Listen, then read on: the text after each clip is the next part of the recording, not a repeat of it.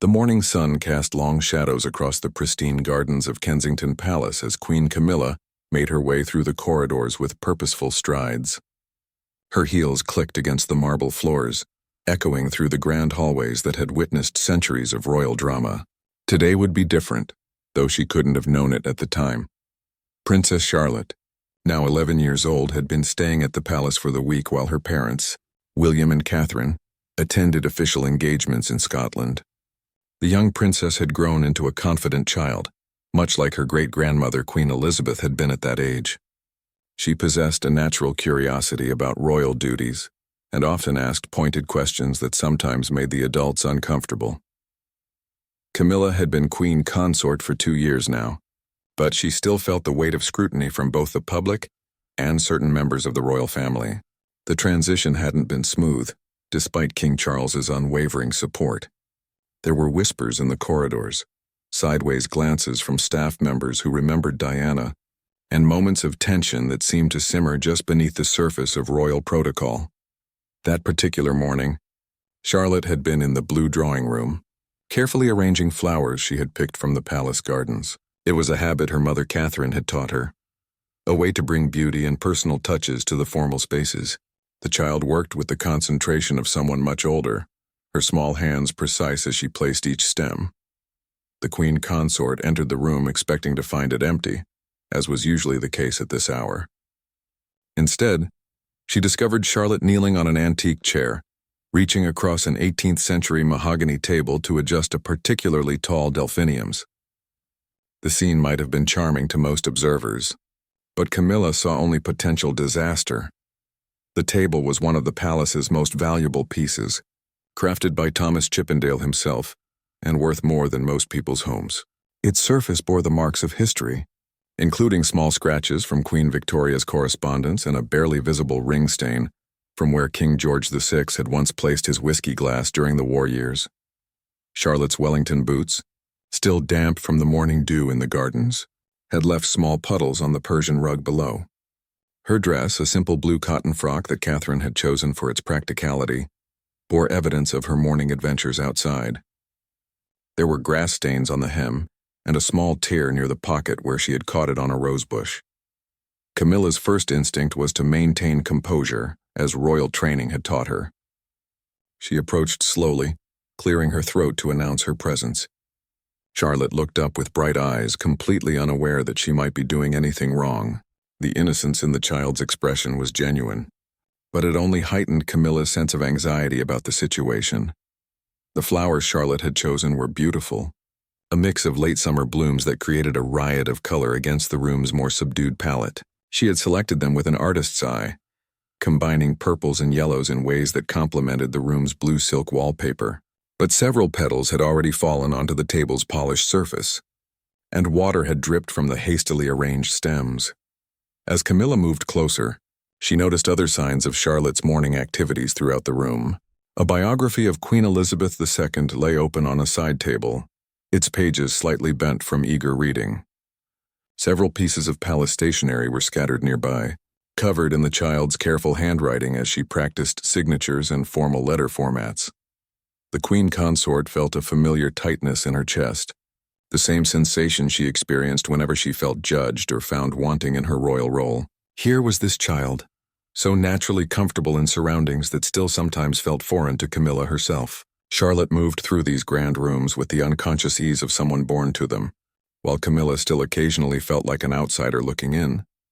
The morning light streaming through the tall windows illuminated the scene in a way that seemed almost theatrical. Charlotte continued her work, humming softly to herself, a melody that Camilla recognized as something Catherine often sang. The sound stirred something complicated in the queen consort's mind, a mixture of affection and resentment that she struggled to understand. Palace life required precision, order, and respect for tradition. Every object had its place, every action its proper form. Charlotte's spontaneous flower arranging, while charming, represented a casualness that Camilla, worried, might be seen as disrespectful to the palace's heritage and significance. The weight of recent public criticism pressed on Camilla's mind as she watched the child work. Newspaper headlines had been particularly harsh lately, questioning her understanding of royal traditions and comparing her unfavorably to previous queen consorts. Every action she took seemed to be scrutinized and found lacking by some segment of the press or public. Charlotte finished adjusting one stem and stepped back to admire her work, a satisfied smile crossing her young face. She had created something genuinely lovely. But Camilla could only see the potential problems it represented. What if someone important saw the mess? What if photographs were taken? What if this moment became another example of the royal family being too casual with precious historical artifacts? The queen consort's breathing became slightly shallow as her anxiety built.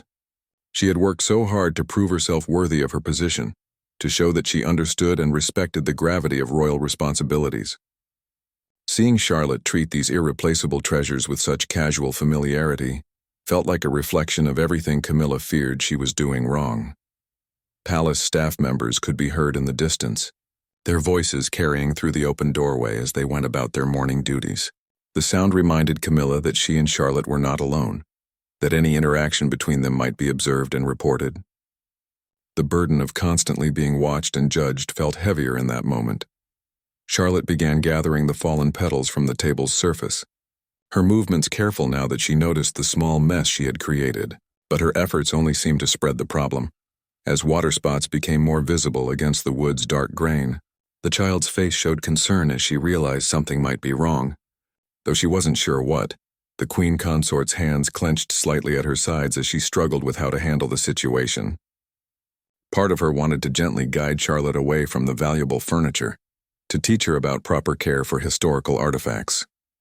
Another part of her felt overwhelmed by the responsibility of correcting a child who wasn't technically hers to discipline. In that suspended moment, with morning light playing across the formal room and Charlotte still absorbed in her innocent activity, the stage was set for what would become one of the most talked about incidents in recent royal history. Neither of them could have predicted how dramatically their quiet morning encounter was about to change. The tension in the blue drawing room reached a breaking point as Queen Camilla watched water continue to drip from Charlotte's flower arrangement onto the priceless Chippendale table. The child was now using her small hands to try wiping away the moisture, but her efforts only seemed to spread it further across the polished wood surface. Camilla's carefully maintained composure began to crack. The pressure of constant public scrutiny, combined with her ongoing struggle to find her place within the royal family, had been building for months. Every misstep was analyzed in newspapers, every gesture compared to those of previous queen consorts. The weight of trying to prove herself worthy had become almost unbearable. Charlotte, sensing something was wrong but not understanding what, looked up at Camilla with questioning eyes. The innocence in that gaze only intensified the queen consort's internal struggle. Here was this child, so naturally at home in these grand surroundings, while Camilla still sometimes felt like she was playing a role she hadn't fully learned. The morning light continued to stream through the tall windows, highlighting every water spot on the antique table and every fallen petal scattered across its surface. To Charlotte, these seemed like minor issues easily fixed with a cloth. To Camilla, they represented everything she feared about not understanding proper royal protocol deeply enough. As Charlotte reached for another fallen petal, her sleeve knocked against the crystal vase, causing it to wobble precariously. Both the child and the queen consort froze, watching as the vessel rocked back and forth before settling safely. But the near disaster was the final straw for Camilla's frayed nerves. The queen consort's voice, when she finally spoke, was sharper than she had intended. The words came out in a rush, fueled by weeks of suppressed anxiety and frustration.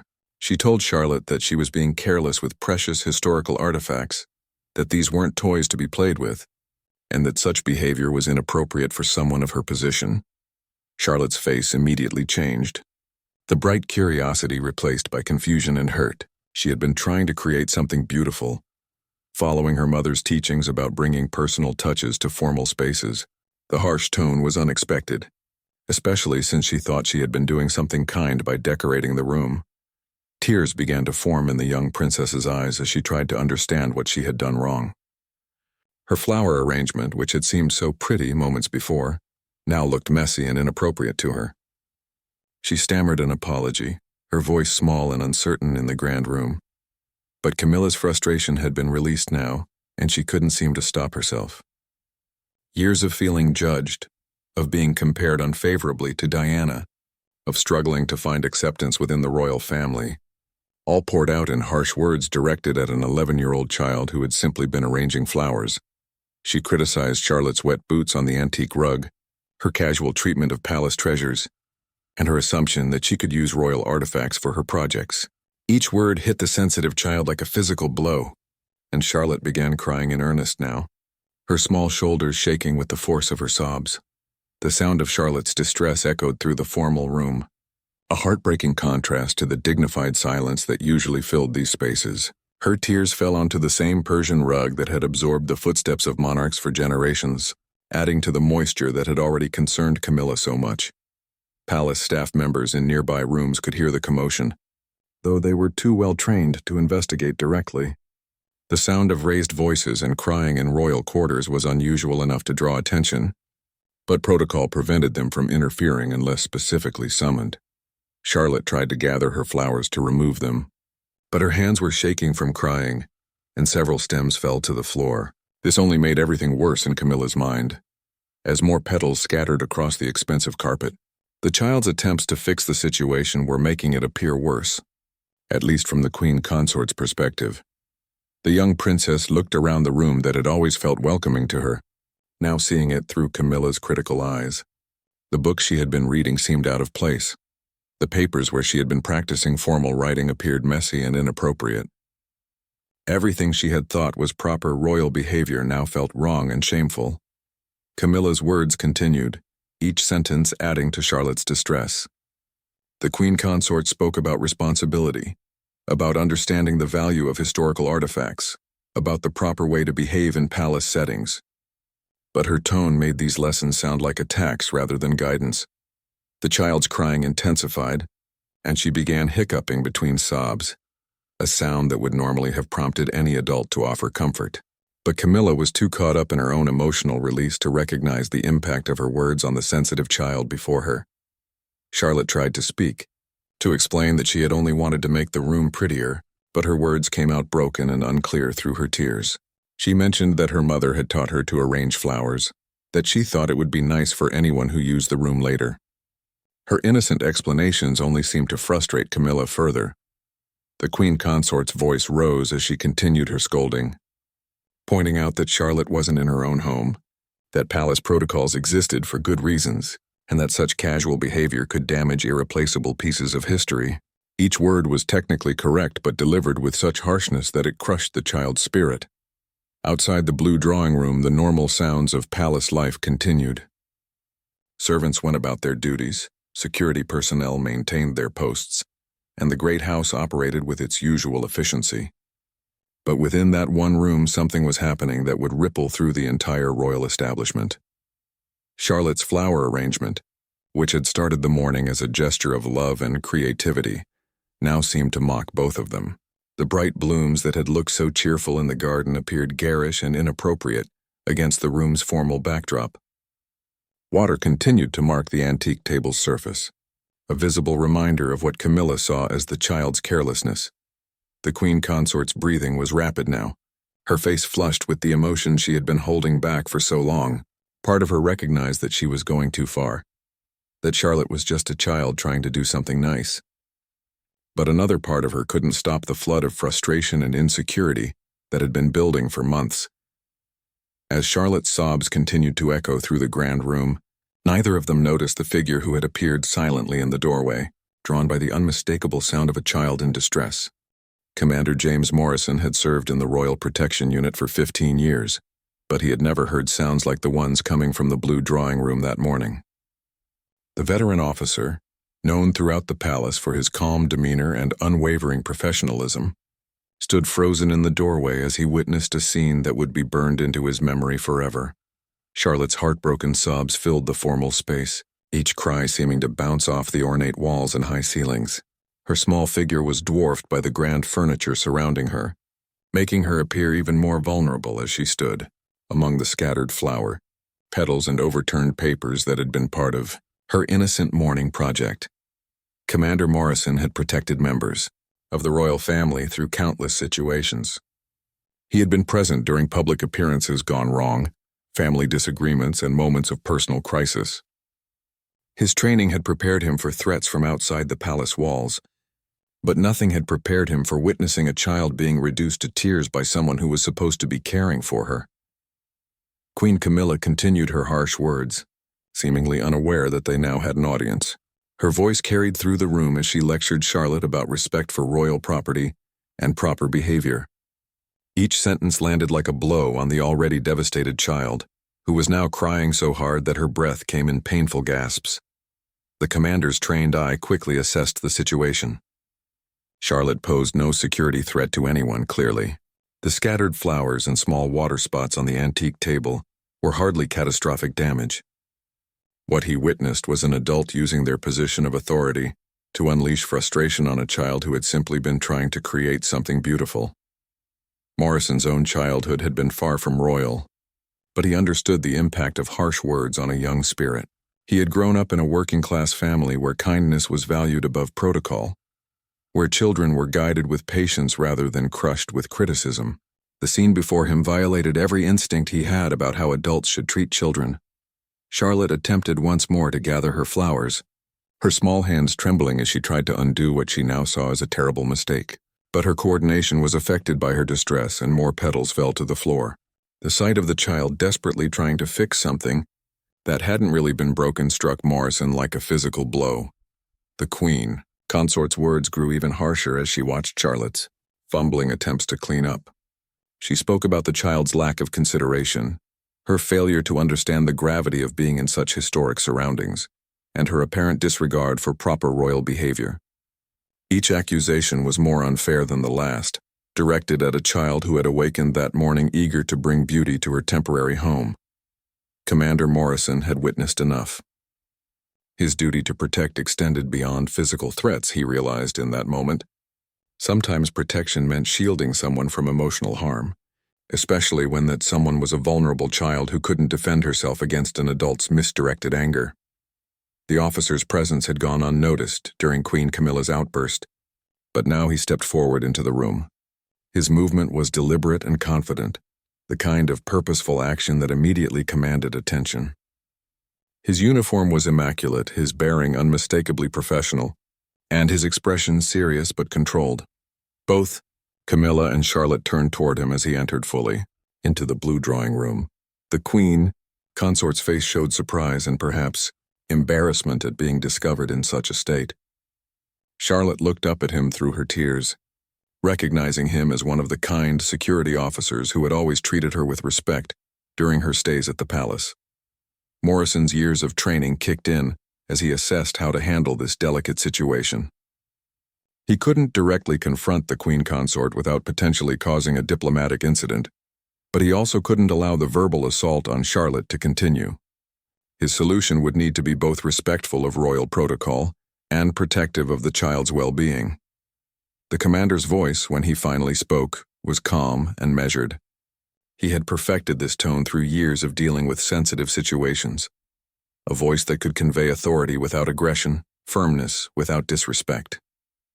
His words would need to be chosen carefully to end Charlotte's suffering without escalating the conflict.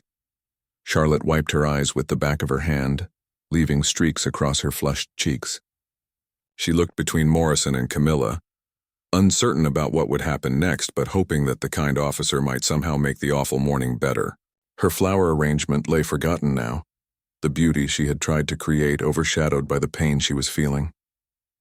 The silence in the room stretched for several heartbeats as Morrison prepared to speak. Camilla seemed to realize for the first time how her behavior might appear to an outside observer. The Queen Consort's face showed a complex mixture of emotions: embarrassment at being witnessed in such a state, defensive anger at the implicit judgment, and perhaps the first stirrings of recognition that she had gone too far. Palace protocol existed for situations like this, though none of the manuals had quite covered a scenario where a senior royal was emotionally attacking a child. Morrison would have to navigate uncharted territory, balancing his duty to protect with his obligation to maintain proper respect for the royal hierarchy. The morning light continued to stream through the tall windows, illuminating the scene with an almost theatrical quality. The scattered flower petals caught the sunlight, creating small pools of color against the dark carpet. What had begun as Charlotte's attempt to bring beauty to the formal space had become evidence in a conflict that never should have occurred. Commander Morrison's next words would either diffuse the situation or potentially make it worse. He was acutely aware that whatever he said in the next few moments would likely be remembered and discussed throughout the palace for years to come. The weight of that responsibility pressed on him as he looked at Charlotte's tear-stained face and made his decision. The veteran officer had protected royals from many threats during his career, but he had never faced a situation where he needed to protect one royal family member from another. His training had prepared him for external dangers, not internal conflicts that could tear at the very fabric of the family he was sworn to protect. As he drew breath to speak, Morrison knew that his next words would either restore peace to the blue drawing room or potentially create a crisis that could echo through the highest levels of the royal establishment. The child's welfare hung in the balance, and he was the only one present with both the authority and the courage to act. Commander Morrison's voice cut through the tension in the blue drawing room with the precision of a well-honed blade. His words were few but carried the weight of absolute authority. "Your Majesty, Princess Charlotte needs immediate medical attention." The statement hung in the air like a thunderclap, transforming the entire dynamic of the morning's unfortunate encounter. The brilliance of Morrison's intervention became immediately apparent. By framing Charlotte's distress as a medical concern rather than an emotional one, he had given Queen Camilla a face-saving way to end her harsh treatment of the child. More importantly, he had established Charlotte's well-being as the priority, shifting focus away from flower arrangements and water spots to what truly mattered. Camilla's expression changed instantly as the implications of Morrison's words sank in. The child's sobbing had indeed become concerning, her breathing rapid and irregular from the intensity of her distress. What had seemed like ordinary crying now appeared potentially serious when viewed through the lens of medical necessity rather than behavioral correction. Charlotte looked up at Commander Morrison with something approaching gratitude, though she was too young to fully understand the masterful way he had just protected her. Her tears continued to flow, but there was something different in her posture now. A sense that someone was finally on her side in this bewildering situation. The Queen Consort found herself in an entirely new position. Moments before, she had been the authority figure delivering what she saw as necessary discipline. Now she was potentially responsible for a child's medical emergency, a situation that required immediate action rather than continued lecturing. Morrison continued with the same calm professionalism that had served him throughout his career. He suggested that Charlotte needed to be moved to a quieter environment where palace medical staff could assess her condition properly. His tone made it clear that this wasn't a request or suggestion, but a security protocol that required immediate implementation. The transformation in the room's atmosphere was remarkable. Where there had been conflict and distress, now there was purposeful activity. Morrison's redefinition of the situation had created a new reality, where Charlotte's welfare became everyone's primary concern. Exactly as it should have been from the beginning.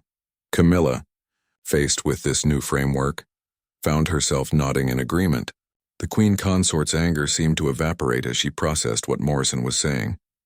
Whether she truly believed Charlotte needed medical attention, or simply recognized the wisdom of his intervention, she stepped back and allowed him to take control of the situation. Charlotte's breathing was indeed concerning, the result of prolonged crying and emotional distress. Her small chest rose and fell rapidly, and her face was flushed from the intensity of her upset. While not necessarily a medical emergency, her condition certainly warranted attention and care rather than continued harsh words. The commander moved with practiced efficiency, speaking in the calm, reassuring tone he had developed for crisis situations. He told Charlotte that everything would be all right, that they were going to make sure she felt better, and that her parents would be contacted immediately to inform them of the situation. This last point seemed to particularly affect Queen Camilla. The thought of having to explain to William and Catherine why their daughter had been reduced to such a state was clearly troubling. The Queen Consort's face showed the first signs of genuine remorse as she began to comprehend the full implications of her behavior. Morrison's genius lay not just in stopping the immediate conflict, but in creating a pathway forward that allowed everyone to maintain their dignity while prioritizing Charlotte's needs. By treating this as a medical situation, He had effectively ended any justification for continued harsh treatment while establishing clear protocols for how to proceed. The palace's medical staff were among the most discreet and professional in the world, trained to handle sensitive situations involving royal family members with absolute confidentiality. Morrison's call for their assistance meant that Charlotte would receive proper care while maintaining the privacy that royal protocols demanded. As the immediate crisis atmosphere settled over the room, other details suddenly seemed less important. The scattered flower petals, the water spots on the antique table, even the disrupted papers from Charlotte's morning activities, all faded into insignificance compared to the child's well-being. Queen Camilla found herself looking at the scene through entirely different eyes. What she had seen as carelessness and disrespect now appeared as the innocent activities of a child who had simply been trying to make her temporary home more beautiful. The shift in perspective was dramatic and uncomfortable. Commander Morrison continued to speak in his calm, professional manner, but his words carried subtle implications that weren't lost on anyone present.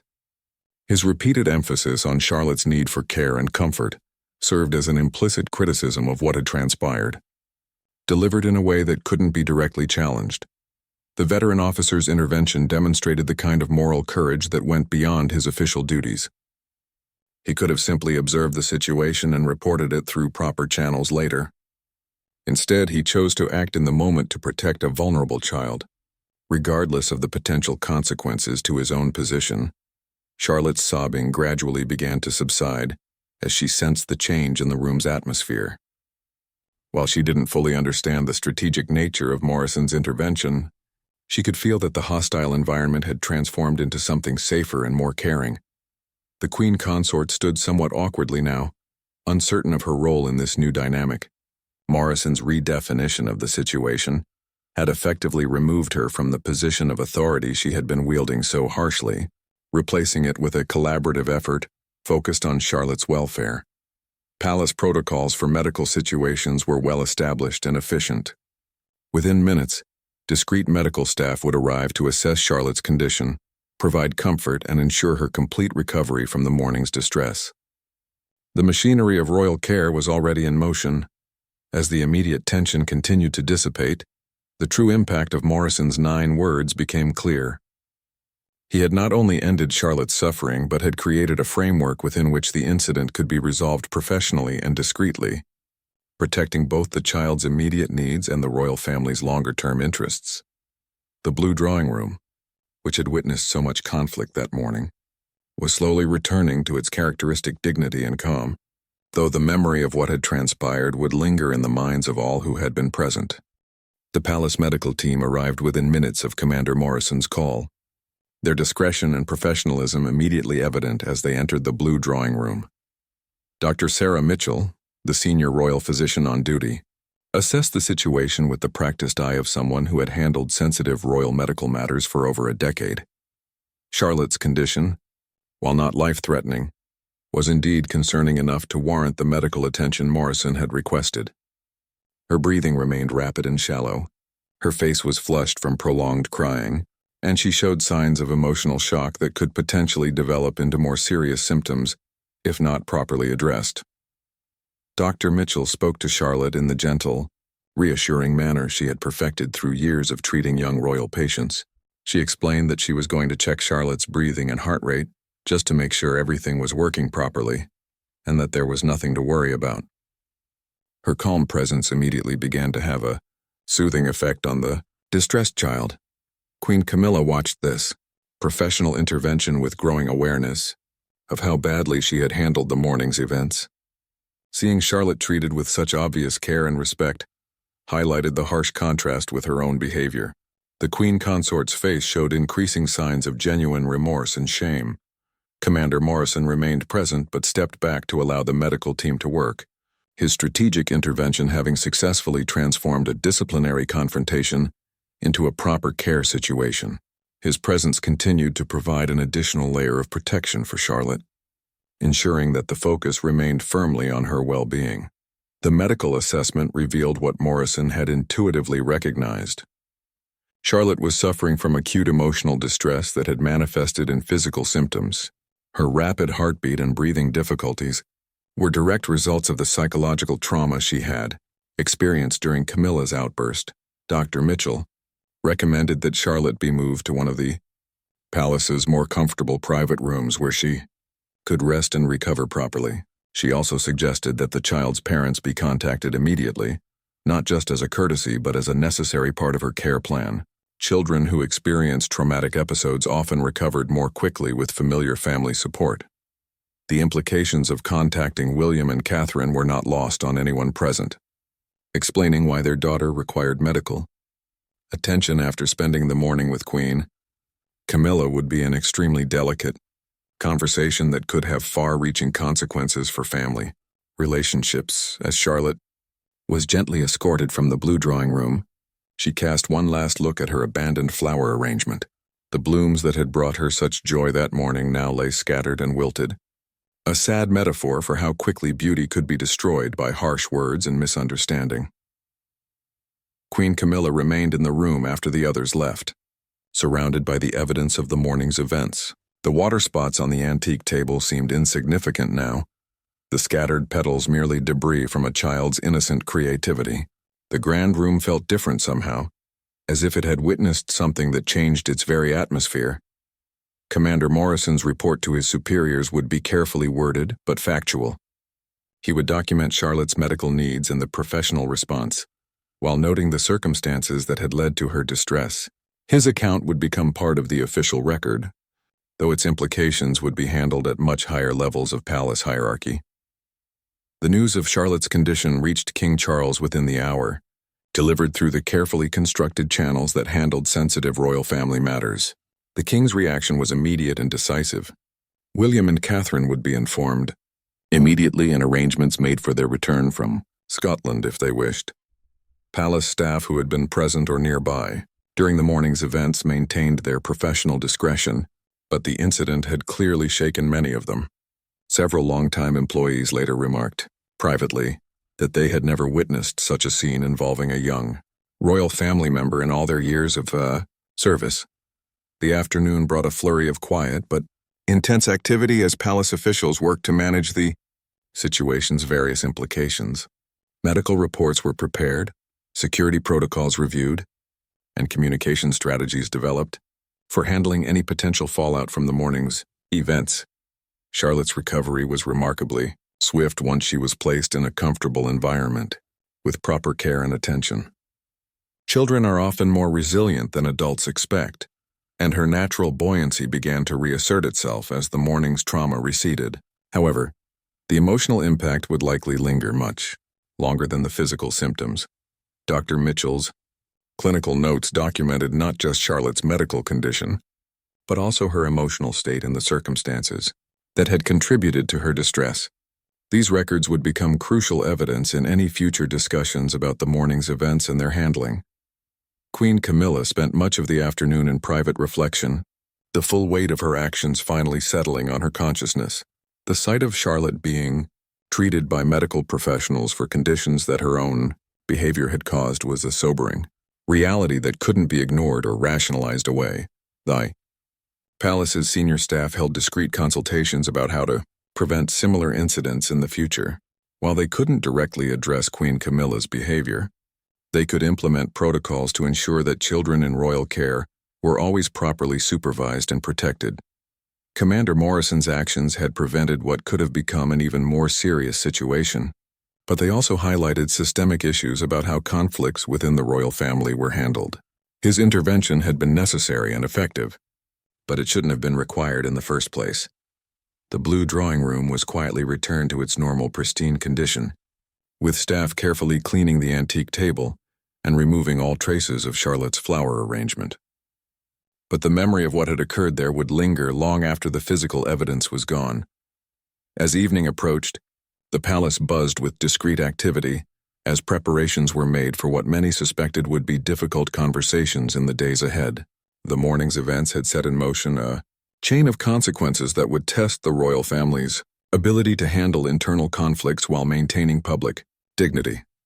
The medical team's final report confirmed that Charlotte had suffered no lasting physical harm. but recommended ongoing emotional support to ensure her complete recovery. The psychological impact of being harshly criticized by an authority figure could have long-term effects if not properly addressed. The incident had revealed fault lines within the royal family that had perhaps existed for some time but had never been so dramatically exposed. How these would be addressed would determine not just Charlotte's future comfort within royal circles, but potentially the stability of family relationships for years to come. The phone call that would reshape royal family dynamics forever took place at precisely 2:47 p.m. that afternoon. Prince William's voice, when he answered from Scotland, carried the casual warmth of someone expecting routine palace business. That warmth evaporated within seconds as King Charles delivered the news about Charlotte's medical treatment and the circumstances that had necessitated it. The silence that followed the king's carefully measured explanation stretched for nearly 30 seconds. William's breathing could be heard over the secure phone line as he processed the information that his 11-year-old daughter had been reduced to tears and required medical attention following an encounter with Queen Camilla over flower arranging. Catherine's reaction, when William relayed the news, was immediate and visceral. The Duchess of Cambridge had always been fiercely protective of her children, and the thought of Charlotte being harshly criticized for something as innocent as arranging flowers triggered every maternal instinct she possessed. Her usually composed demeanor cracked as she demanded immediate details about their daughter's condition. The royal couple's return journey to London began within the hour. Their official engagements in Scotland hastily cancelled with diplomatic excuses about family matters requiring urgent attention. The speed of their departure sent ripples through the press, though the true reason remained carefully concealed behind palace protocols. During the flight south, William and Catherine held a series of tense conversations about what had occurred and how to respond. Both parents struggled to understand how a simple morning activity could have escalated to the point where their child required medical intervention for emotional distress. Back at Kensington Palace, Charlotte had recovered much of her natural spirits under the gentle care of Dr. Mitchell and her team. The child's resilience was remarkable, though she remained somewhat subdued and occasionally asked staff members if she had done something terribly wrong with her flowers. These innocent questions broke the hearts of everyone who heard them. Queen Camilla had spent the afternoon in her private quarters, the weight of her actions settling more heavily with each passing hour. The Queen Consort found herself replaying the morning's events repeatedly, each mental review making her behavior seem more inexcusable.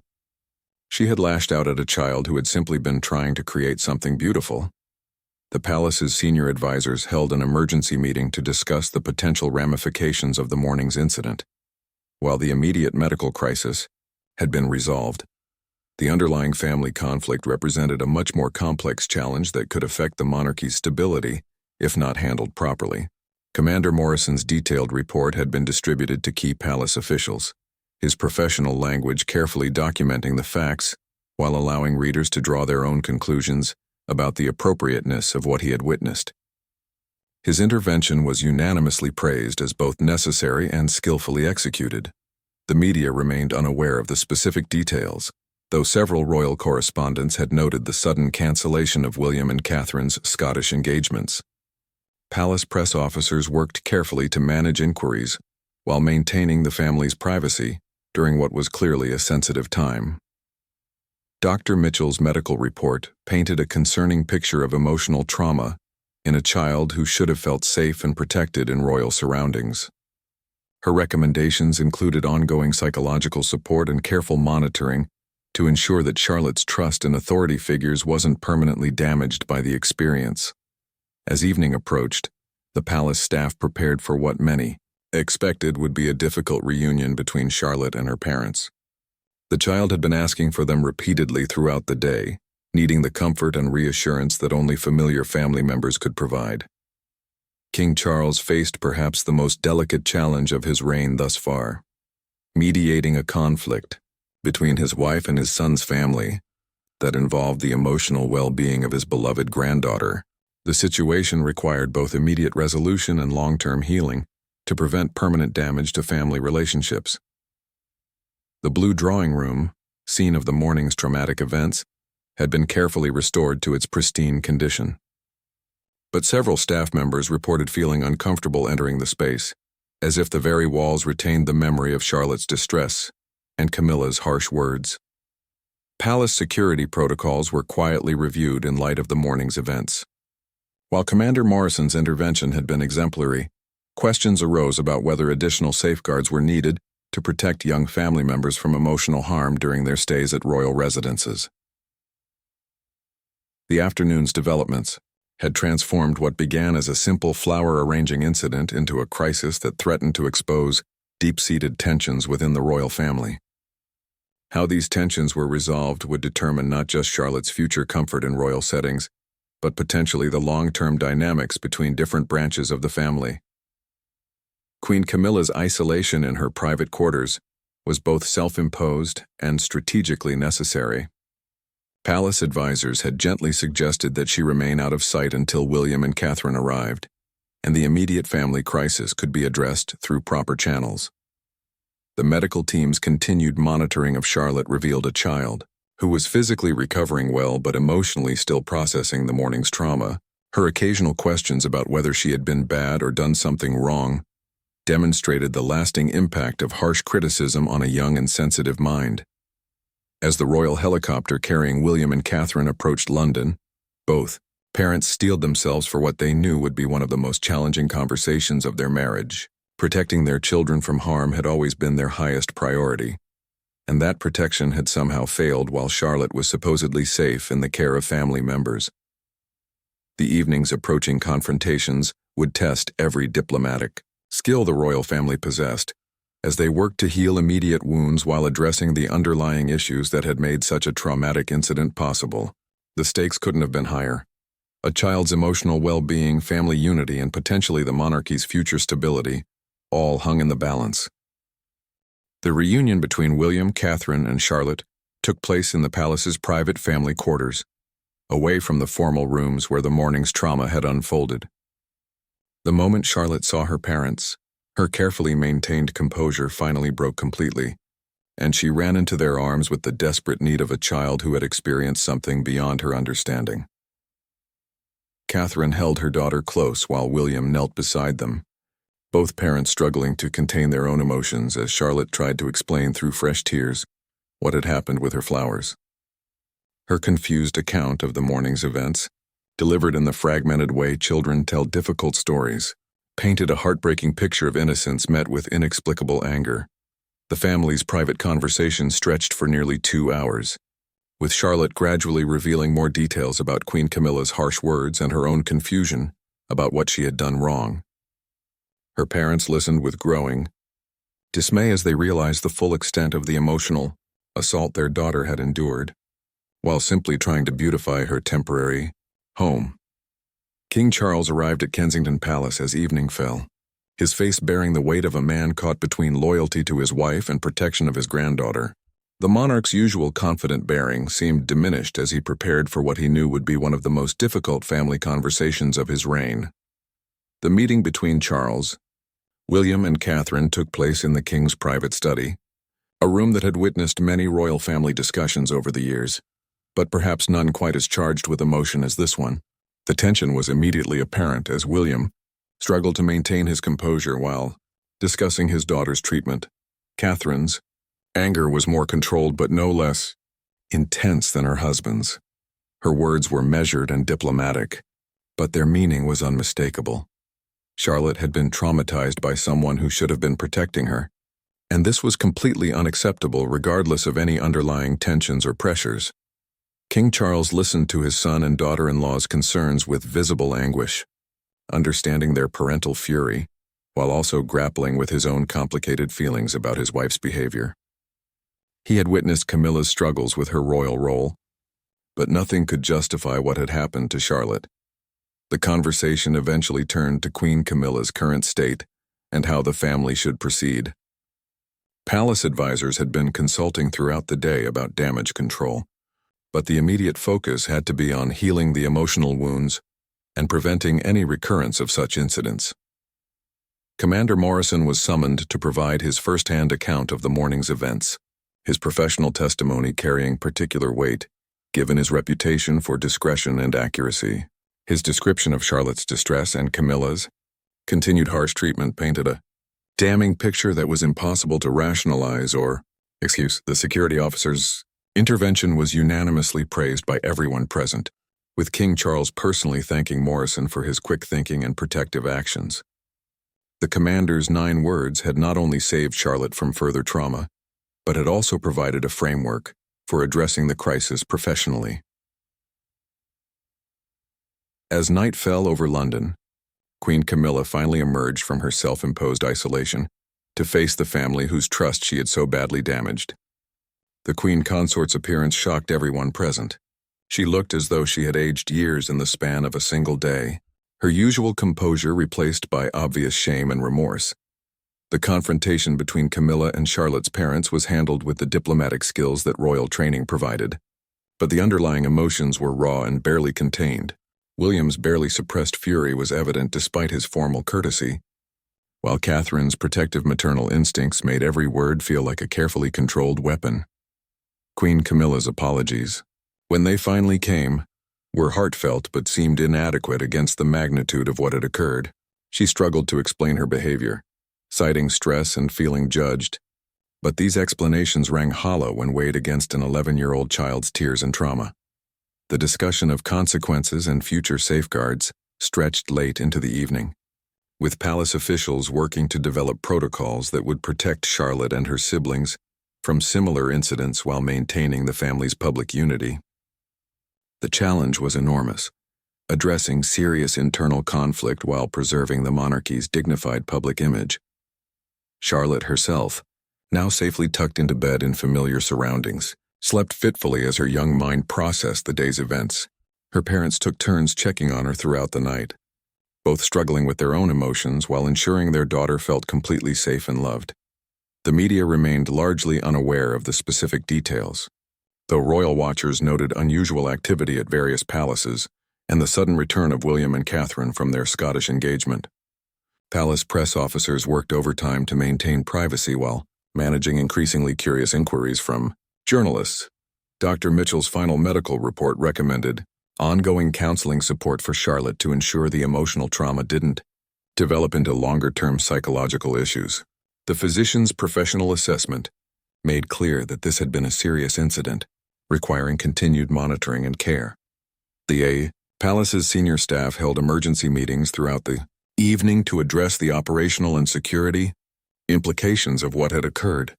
New protocols would need to be developed to prevent similar situations, though the challenge of protecting royal children from family members themselves presented unprecedented difficulties. As dawn approached over London, the immediate crisis had been contained but far from resolved. Charlotte was safe and beginning to heal, surrounded by parents who would move heaven and earth to protect her. But the underlying family dynamics that had enabled such trauma would require much longer to address. The morning's flower arranging incident had evolved into a defining moment for the royal family, one that would influence relationships and protocols for years to come. Commander Morrison's brave intervention had prevented even greater damage, but the scars from Queen Camilla's harsh words would take time to heal completely. The blue drawing room would eventually return to its normal function as a formal reception space, but for those who had witnessed the morning's events, it would always carry the memory of a child's innocence meeting adult cruelty, and of one man's courage in stepping forward to protect those who could not protect themselves.